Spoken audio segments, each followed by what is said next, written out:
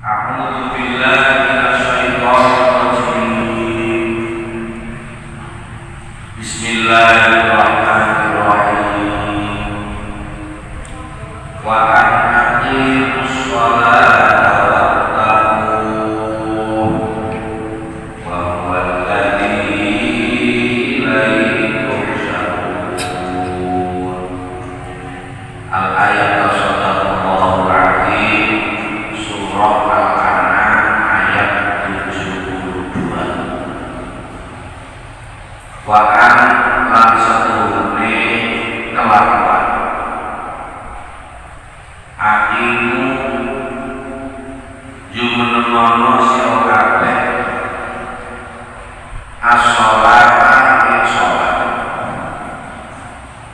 wattaquhu lan wedya sira kabeh ing Allah wa huwa utawi Allah iku alladzi zat ilaihi maring Gusti Allah ilaihi kakare Gusti Allah usaruna bakal dikirim sira kabeh dan dirikanlah sholat dan bertakwalah kepada Allah, dan Allah adalah zat yang kalian akan kembali kepadanya. Hadirin hadirat rahimakumullah, terusaken ingkang enten kaitane kalian asbabun nuzul yang kemarin saat Abdurrahman bin Abu Bakar merayu tenggene sahabat Abu Bakar untuk kembali pada agama yang sebelumnya. Lantas Rasulullah Shallallahu Alaihi Wasallam mendengar hal itu dan kemudian angsal wahyu saking Gusti Allah untuk mengatakan tidak hanya kepada sahabat Abu Bakar tetapi kepada orang-orang Islam yang lain. Yang ayat sebelumnya kemarin, apakah kami mengajak kepada selain Allah yang tidak memberikan manfaat dan tidak memberikan madarat kepada kami? Lantas dilanjutkan, wa aqimus sholat wattaqu, dan dirikanlah sholat dan bertakwalah kepada Allah. Jadi intinya dalam pilihan itu seseorang disuruh memilih manut karo Gusti Allah apa manut karo sing dipingini setan. Lek manut karo sing dipingini setan wis iso sakarepe dhewe. Tapi nek manut ning Gusti Allah ya berarti kudu manut perintah Gusti Allah. Di antara perintah Gusti Allah adalah mendirikan sholat. Jadi tidak hanya sekedar melakukan sholat, tetapi mendirikan sholat, menegakkan sholat. Jadi sholatnya itu benar seperti Allah. Kemudian bertakwa kepada Allah dan meyakini bahwa Allah adalah tempat kembali. Meyakini bahwa awake dhewe niki bakal balik tenggene Gusti Allah. Ada satu kisah nyata seorang ulama namanya Zaid bin Arqam. Zaid bin Arqam ini setiap hari nangis, air matanya tidak pernah henti nangis. Suatu ketika ditanya oleh seseorang, "Set, jenengan iki kok mulang terus? Enten apa?" Kemudian beliau menjawab, "Apa yang akan terjadi pada dirimu jika ada orang yang mengancam kepadamu bila melakukan kesalahan, maka kamu akan dikunci di dalam kamar mandi selama 1 tahun. Kira-kira kamu takut nggak melakukan kesalahan?" Ya pasti takut.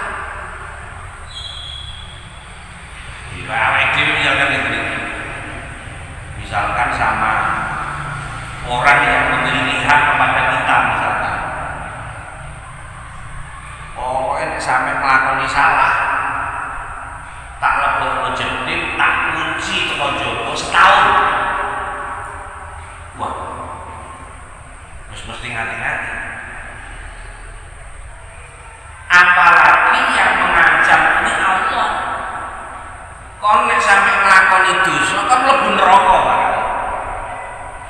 Lah sementara neraka itu sadurunge dileboni menungso niku diurupne dhisik genine suwene 3000 tahun. Bagaimana saya tidak menangis? Sementara dosa dan kesalahan saya niki nek tiyang memang betul-betul meyakini akan kembali kepada Allah.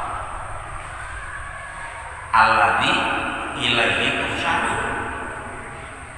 Zat yang kalian akan kembali kepada zat tersebut.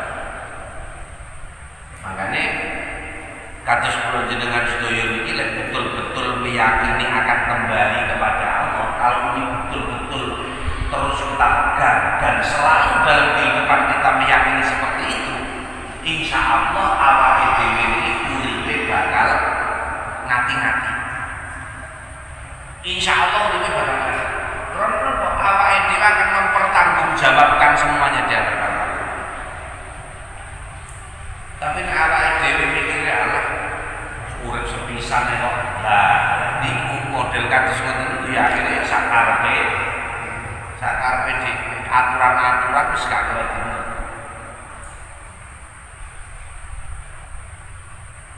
Jadi meskipun ayat ini berkaitan dengan kisahnya sahabat Abu Bakar dan anaknya, akan tetapi ayat ini juga sangat pas apabila kita jadikan pegangan dan pedoman dalam kehidupan kita sehari-hari. Saat ini gak usah meyakini awak itu bakal balik ke Gusti Allah mempertanggungjawabkannya. Awak itu meyakini lah awak itu kakeknya mati untuk mawon. Niku awak itu sakit hati-hati, ekstra hati-hati. Dan insya Allah tidak akan mudah tergiur dengan segala macam tipu daya dunia. Tidak akan tergiur. Karena mikirin bakal mati. Lebih-lebih nek awake dhewe meyakini bakal balik ke Gusti Allah, bakal mempertanggungjawabkannya di hadapan. Dan saat ini terus pundi awake dhewe itu mempertanggungjawabkan di hadapan Allah segala hal yang pernah kita lakukan. Setiap detik, setiap menit yang kita lakukan di dunia ini akan dipertanggungjawabkan di hadapan Allah. Dan semua makhluk yang ada di dunia ini akan menjadi saksi terhadap apa yang kita kerjakan. Sakit kira-kira awake dhewe mengelak.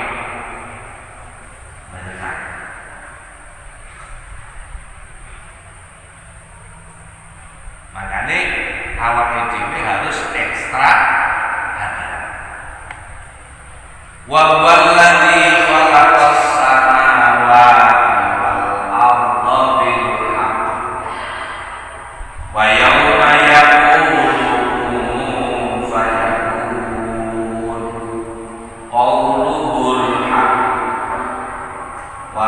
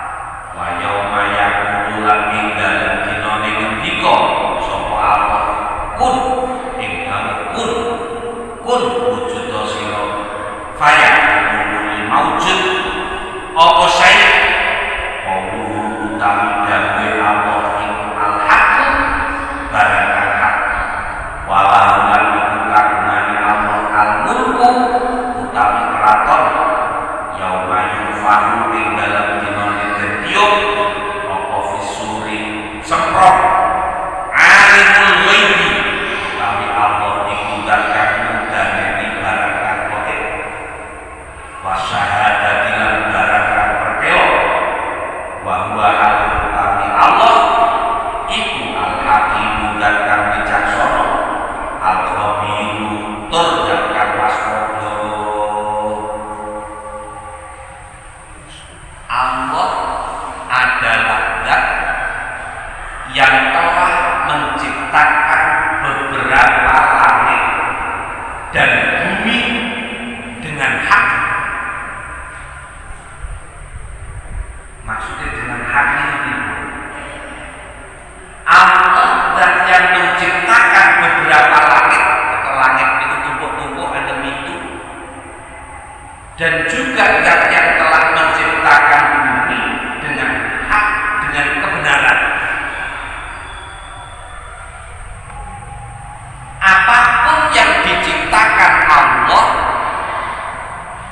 langit, bumi beserta isinya, semuanya adalah kebenaran. Kalau dalam ayat yang lain dinyatakan tidak ada yang diciptakan oleh Allah itu batil.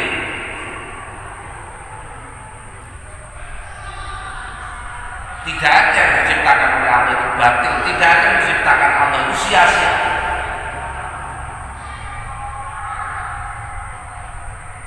Semuanya ini pasti kebenaran, ada manfaatnya.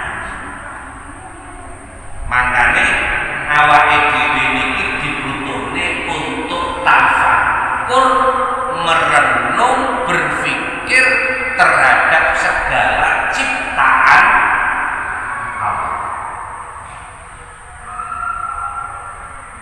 Nuwun sewu.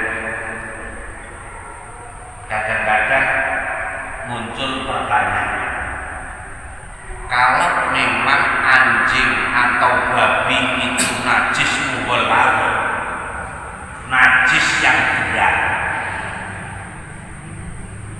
kenapa diciptakan oleh Allah?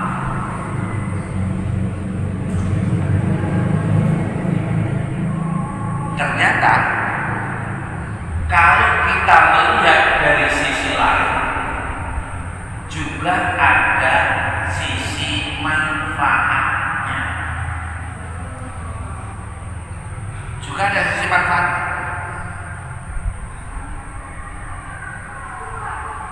Saya pernah membaca satu kitab. Kitab itu menerangkan tentang sisi hikmah di balik hewan, termasuk diantaranya anjing. Anjing itu mungkin dari sisi kenajisannya najis mughalladh menurut mazhab Syafi'i, tapi ternyata dari sisi lain anjing itu tergolong hewan yang mu'allam, tergolong hewan yang bisa dididik. Bisa dididik untuk hal-hal yang sifatnya membantu manusia melalui indera penciumannya.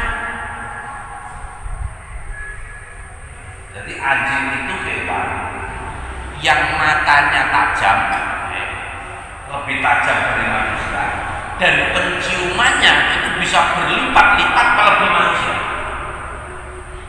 Jadi bisa membedakan sesuatu dengan menggunakan indera penciuman.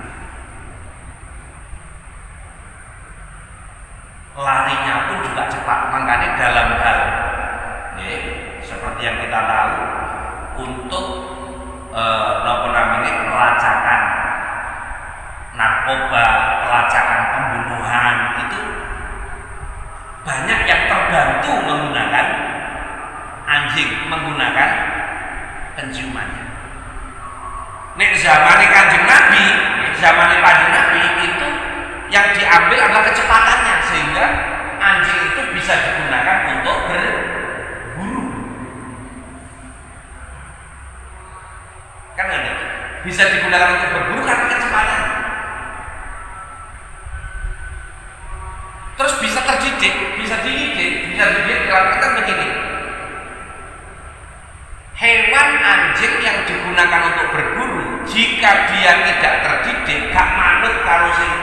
duwe niku hewan buruannya tidak halal. Nah, termasuk supaya hewan ini dikatakan terdidik dan hewan yang menjadi buruannya halal, anjing yang dilepaskan itu sama sekali tidak boleh memakan apapun dari hewan buruannya.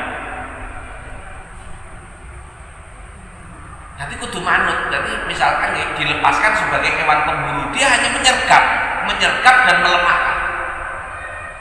Meskipun dia menggigit, itu menggigitnya itu karena melemahkan. Dia tidak memakan. Karena apa? Saking manute kalau jeragane. Ini loh yang namanya hewan mu'alam, hewan yang terdidik. Beda kalau menungso. Menungso kalau jeragane kok nunggoni panganan, kadang-kadang dientekne dhewe. Gila lagi, ternyata dalam hal sing kados ngeten iki menungso kalah karo siji. Sing nomor loro mate. Enten sing luwih unik. Anjing itu ternyata ketika kencing itu salah satu kakinya diangkat. Kenapa? Wedi kecipratan najis. Lho ngoten iki sing protes. Lah lek wedi kecipratan najis kok gak kabeh sikile dijunjung. Lah lek kabeh sikile dijunjung yo geblak gak sedek. Ya karena apa? Karena anjing itu memang hewan yang berkaki empat, kan ngoten to. Niku lho, diangkat salah siji niku untung-untungan niku. Sampeyan ngamati, anjing itu setiap kencing pasti kakinya diangkat. Lah ternyata menungso sing jarine makhluk sempurna lho, kadang-kadang ngadeg ngececer karo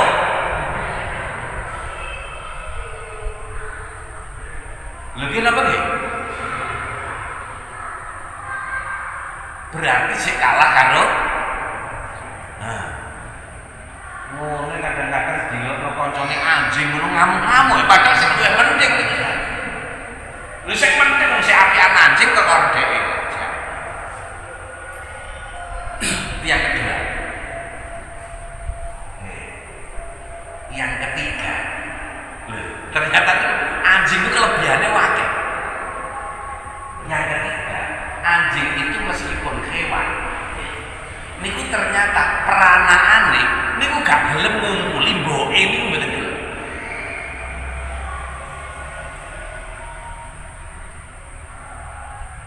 Menungso enten apa mboten? Wong-wong ngumpuli anake utawa anak ngumpuli mboke, enten apa mboten?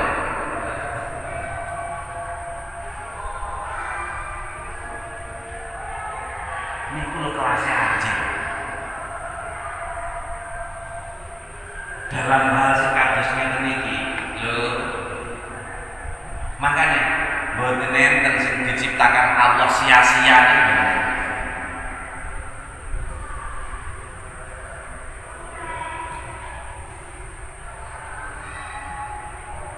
Tidak ada yang sia-sia. Semuanya yang diciptakan Allah di langit dan di bumi ini semuanya adalah perkara yang hak.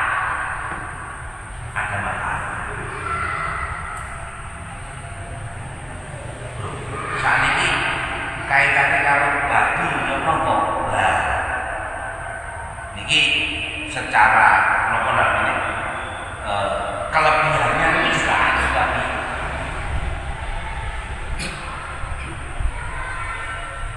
Babi itu termasuk makhluk Gusti Allah yang secara DNA itu paling mirip dengan DNA-nya manusia.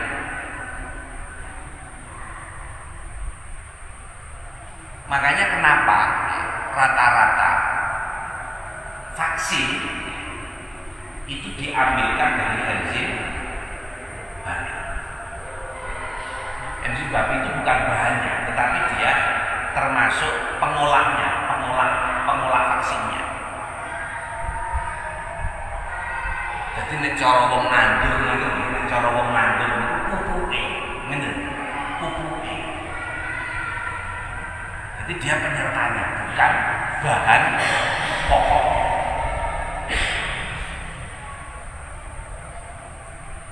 Dan itu sampai sekarang belum ditemukan makhluk yang lain yang seefektif.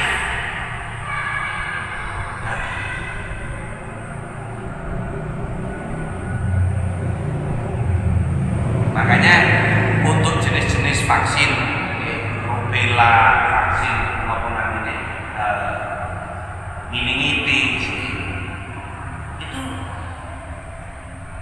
dari enzim babi, dan itu penyertanya dari enzim babi. Kalau yang saat ini vaksin maupun namanya ini COVID ini memang beda. Kalau COVID, vaksin COVID ini memang murni diambilkan dari virusnya. Jadi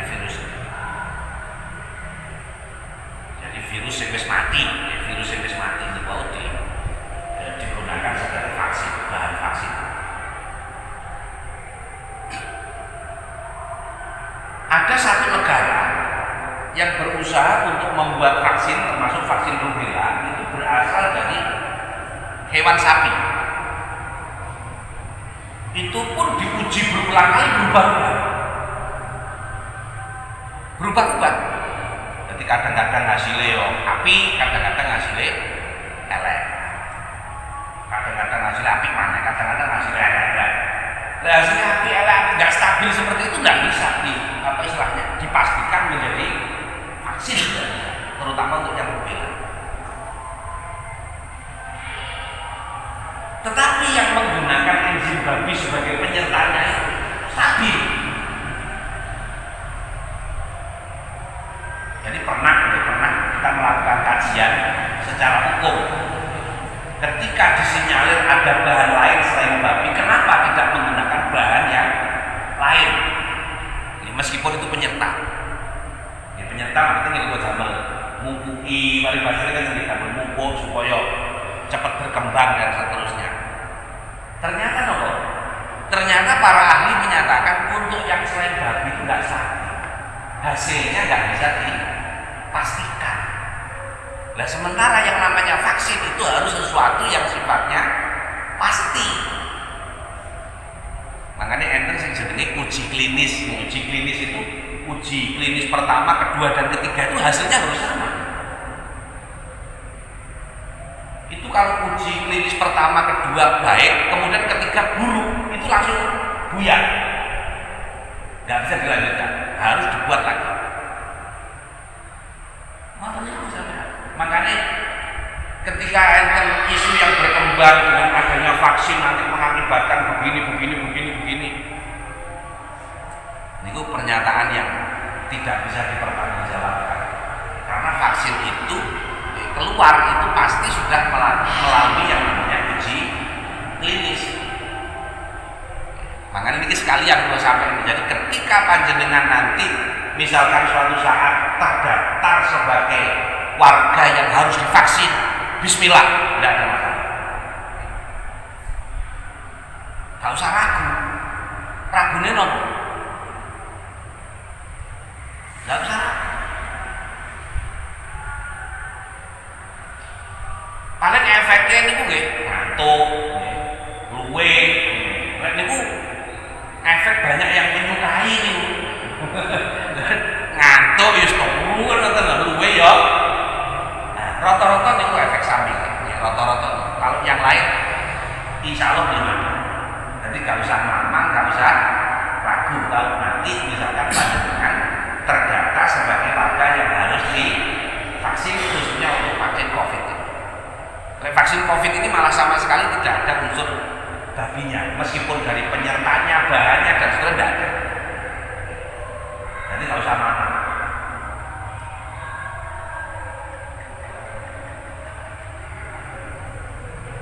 Makanya saya pernah juga ada orang yang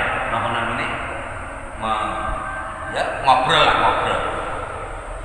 Proses vaksin itu ngeten tak tahu sama nolak ikut kon.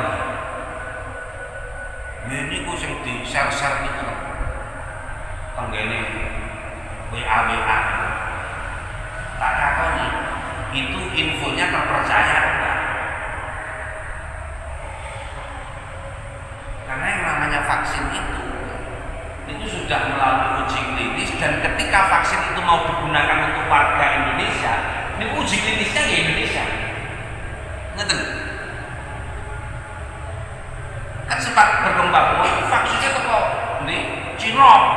Berarti nek karo wong Indonesia gak pas lho. Sing memproduksi Cina, tapi uji klinisnya kan Indonesia. Kalau misalkan dia mau dipesan oleh negara yang lain, dia akan melakukan uji klinis di negara itu. Maka, jadi gak usah mama, bismillah. Kalau iman itu bagian dari nopo kewajiban kita yang harus kita laksanakan, terutama apalagi saat ini memang untuk memutus pandemi ini harus ikut vaksin. Nek mboten target pemerintah 70% warga Indonesia itu harus tervaksin. Ini kalau mboten berhasil, mboten berhasil, wah, ini alamat, ini mboten sakit. Napa malih niki wis enek napa jenenge jenis virus baru yang berkembangnya lebih cepat. Nah, sekarang cepat-cepatan ini makanya cepat-cepatan. Panjenengan sebagai orang Islam, apalagi yang sering ikut ngaji, gitu, terus mendengar keterangan seperti ini, terus jik mamang harus mau vaksin dan itu terus nek cara kiai-kiai dawe terus arep manut karo sapa?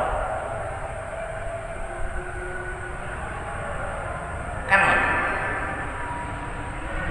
karena ini pun dari segala sisi ini pun di napa bahasa ini pun diteliti.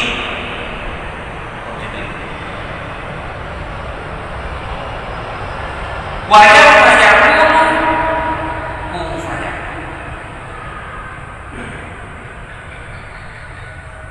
dan pada hari Allah berfirman kun fayakun. Allah itu ketika berfirman dengan kalimat kun, apa saja yang dikehendaki oleh Allah fayakun, maka pasti akan terjadi. Maksudnya apa? Maksudnya Allah itu maha segala-galanya. Nek awake dhewe gak manut karo Gusti Allah, awake dhewe itu ngendeli napa? Coba sing sugih ngendelno sugihne. Niku lek kadung dikun kali Gusti Allah, ilang, entek. Dan itu sudah banyak kejadian. Sing ganteng, sing ayu, ayo arep ngandalno gantenge, arep ngandalno ayune. Niku lek Gusti Allah dawuh kun ilang ayune, ilang gantenge. Saged napa? Wong asale ayu koyo ngono kok arep bau wanten dadi tekno wetok. Bisa. Makanya awake dhewe boten enten alasan boten manut teng Gusti Allah. Begitu pula sebaliknya, nek awake dhewe manut teng Gusti Allah, awake dhewe taat teng Gusti Allah, sekali Allah mengatakan kun, apapun yang dikehendaki Allah pasti akan terjadi. Makanya kalau yang makan, kalau yang aku itu tak ingat bagaimana sejarah perang Badar. Nek coro dianang logika gak mungkin wong Islam menang, gak mungkin. Nah ya nopo jelas itu terang-terangan perang yang sifatnya duel di medan perang. Wong kafir jumlahe 1000 lebih, wong Islam jumlahe wong 313. Wong kafir senjatanya lengkap, wong Islam senjatanya gak lengkap. Coba bayangkan, gak kira menang. Tapi pada akhirnya Allah mengirimkan 3000 malaikat untuk membantu pasukannya umat Islam sampai akhirnya pasukan orang-orang kafir tunggang langgang kalah.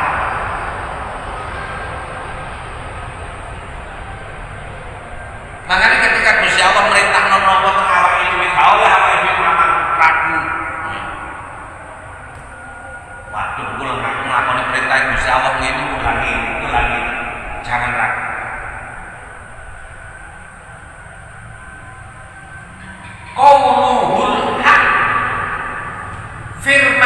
firman Allah itu adalah sesuatu yang hak, suatu kebenaran. Awake dhewe gak oleh mana apa yang difirmankan oleh Allah semuanya adalah hak, mulai dari apa yang ada di dalam Al-Quran ataupun yang ada di dalam hadis qudsi, bahkan termasuk hadis-hadis lain selain hadis qudsi. Kenapa? Mergo dawuh Kanjeng Nabi niku juga merupakan wahyu saking Gusti Allah.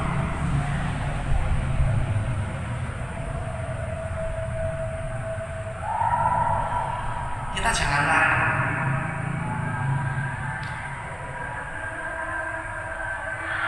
Jadi apapun saja sing didhawuhna Gusti Allah itu adalah benar,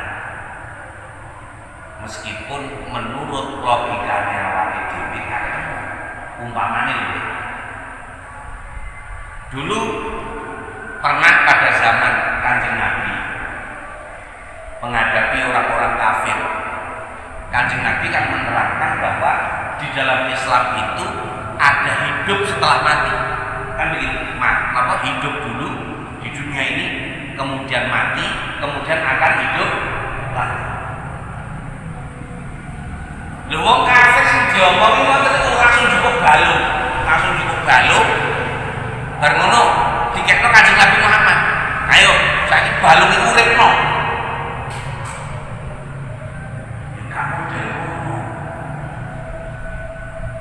Kenapa? Karena Allah itu akan menentukan sesuatu ketika satu sifatnya adalah urgen. Nah saya itu orang-orang dikai balung terus kalau muridnya itu sifat urgennya gimana?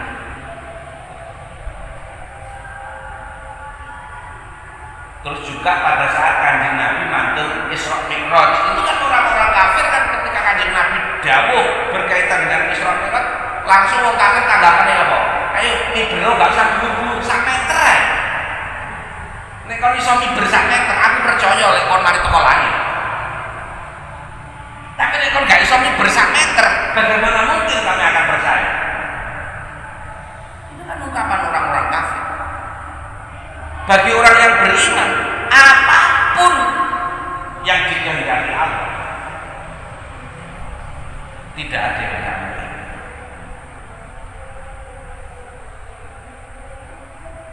Karena apa? Karena ini mau awake dhewe iki jangkauannya terbatas. Jangkauannya ada terbatas, sementara Allah sing kuasai jagat. Gak usah ado-ado lah, gak usah ado-ado. Kula wong budal teko rumput mriki, gitu, nggawa kendaraan. Saya yakin ning kendaraan kula niki umpama nek semut, gitu.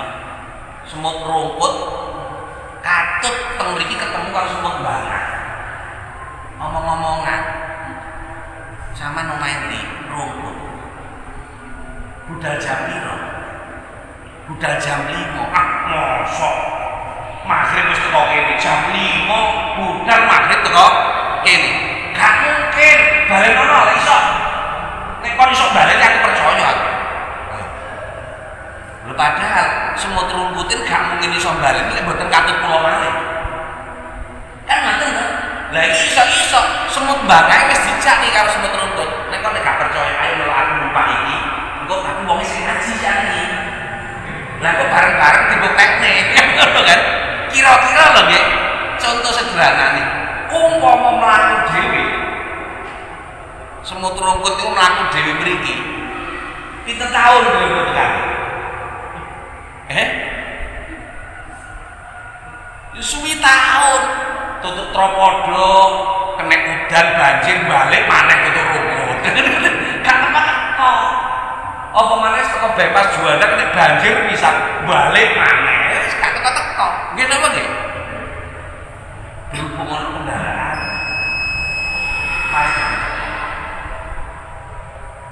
Makanya ketika Kanjeng Nabi Mi'raj niku Isra Mi'raj niku dikai kendaraan karo Gusti Allah. Mboten laku dhewe.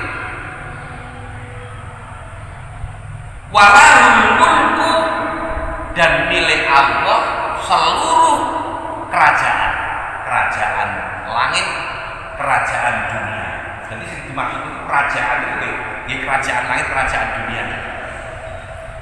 semuanya adalah milik Allah. Yauma yunfakhu fis-sur, pada hari ditiupkan sangkakala. Ini sebagai bentuk peringatan kanjeng Nabi ketika malaikat Israfil niku niup trompet pada zaman kanjeng Nabi wis dawuh nek trompet niku wis enek ning lambene malaikat Israfil. Berarti gur garek nyebul. Makanya kula suwun ojo ngiliki titik malaikat Israfil. Niku sama ngiliki titik patuk titik ngoten trompete muni niku. Mergo napa wis teng mriki kan. Wis teng mriki. Nah termasuk kemaksiatan itu harus didarai malaikat Israfil bergeten pisan. Wah niku patuk titik ngoten. Ngoten mawon. Niku trompete muni. Lha wis trompete muni.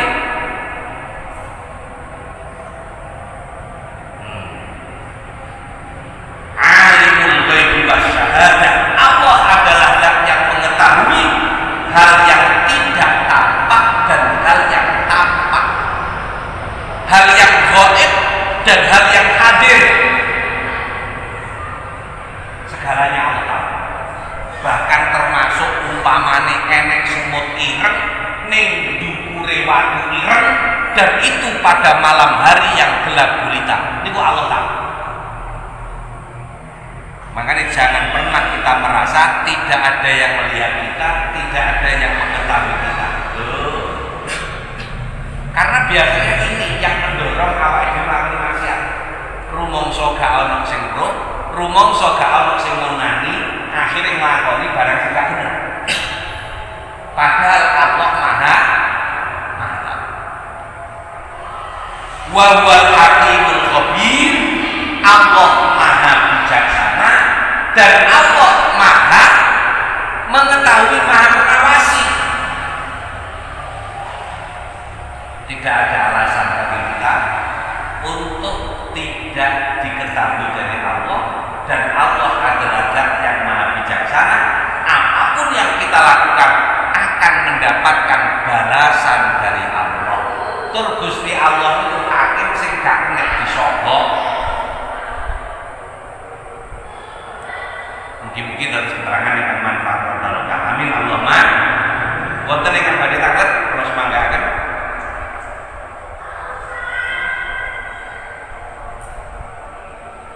Monggo. Seperti seperti yang disampaikan bahwasanya anjing pemeliharaan pertama itu merupakan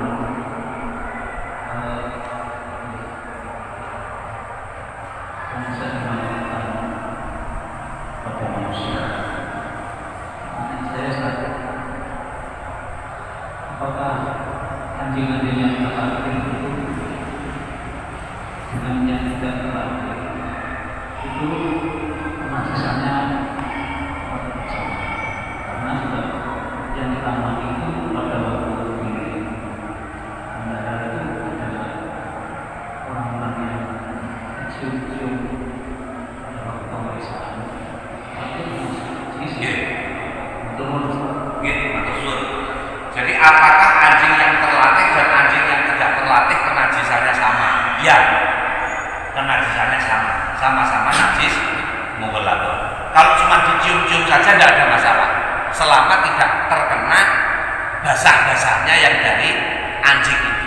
Jadi kalau sama-sama kering, kita kering, anjingnya kering, tidak ada masalah. Dengan ngelus-ngelusnya itu betul nopo-nopo, najis mughalladhahnya nggak nyampe ke tangan kita.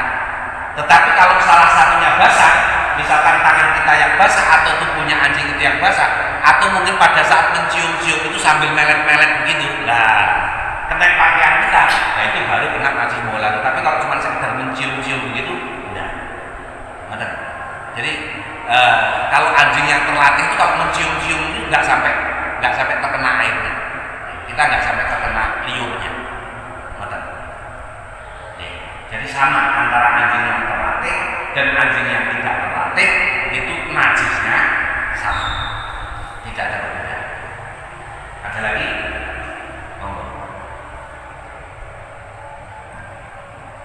Assalamualaikum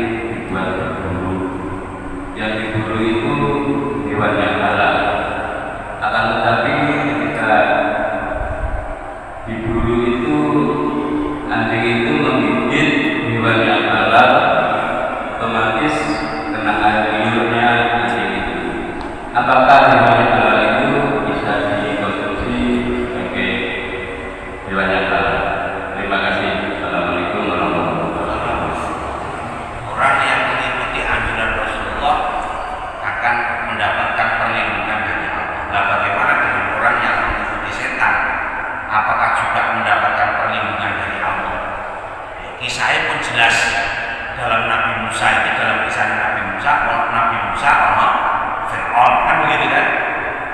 Itu kan sudah jelas. Jadi tidak mungkin orang yang menjadi musuh Allah akan dilindungi oleh Allah. Tidak akan mungkin.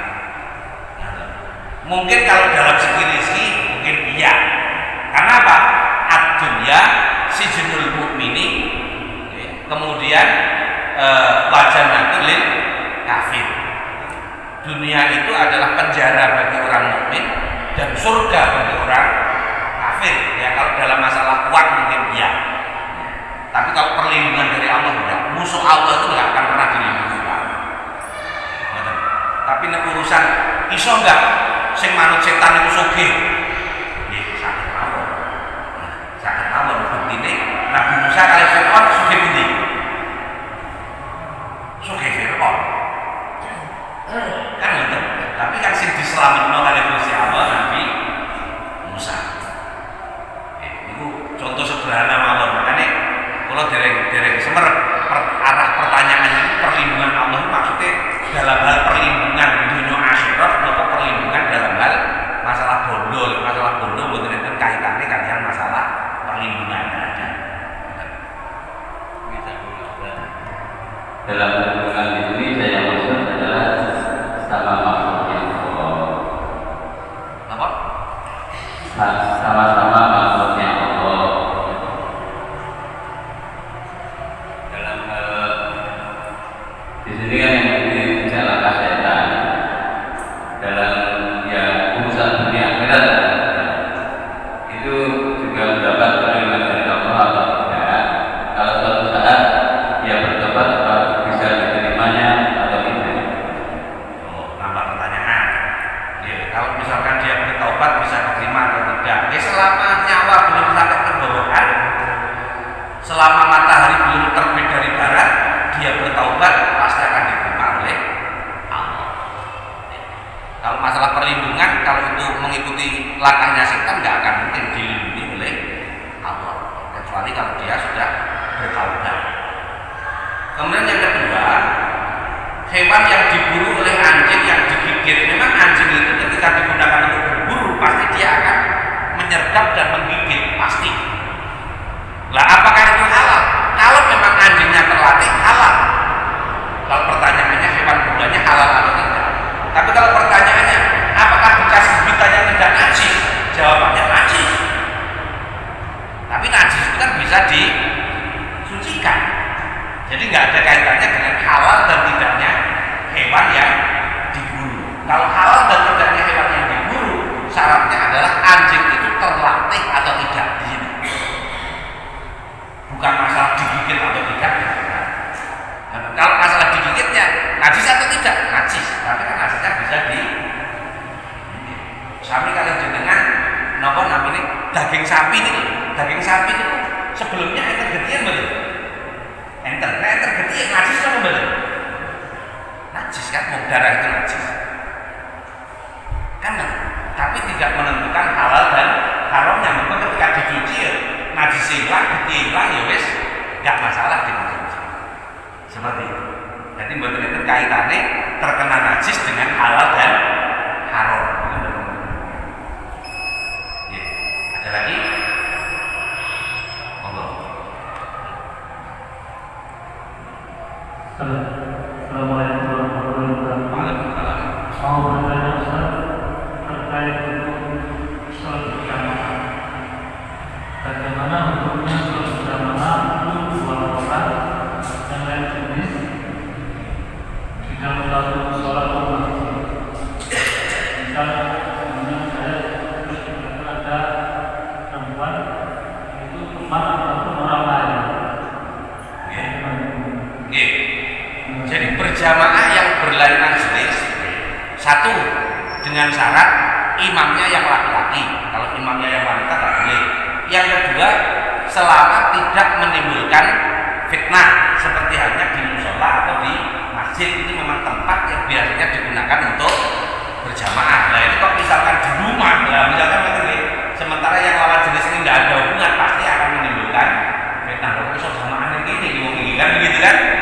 Nah, selama tidak menimbulkan fitnah tidak ada masalah. Jadi jamaah jamaahnya tetap sah, tidak ada masalah. Kalau memang dua hal ini terpenuhi, yang pertama yang imami yang laki-laki, yang kedua tidak menimbulkan fitnah, tidak ada masalah, boleh. Ya. Ada lagi? Sekarang alhamdulillahirabbil alamin, mudah-mudahan ilmu yang kita dapatkan pada malam hari ini menjadi ilmu yang bermanfaat dan ilmu yang bisa menumbuhkan kebaikan-kebaikan dan amal soleh bagi kita, sehingga kita bisa mendapatkan ridho dari Allah Subhanahu wa taala. Ala hadiniya al-Fatihah.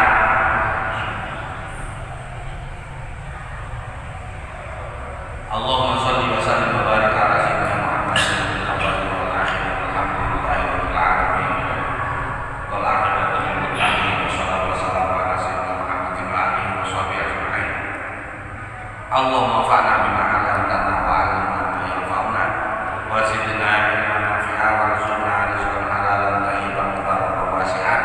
Allahumma arzuqna fahman nabiyyin wa hifdzal mursalin wa ilhaman malaikatil muqarrabin.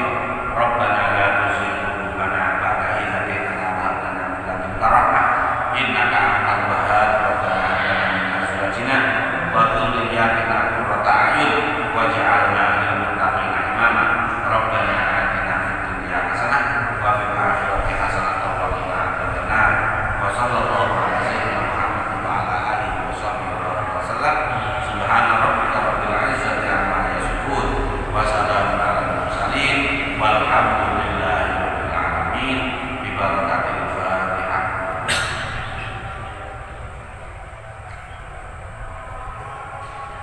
Alhamdulillah.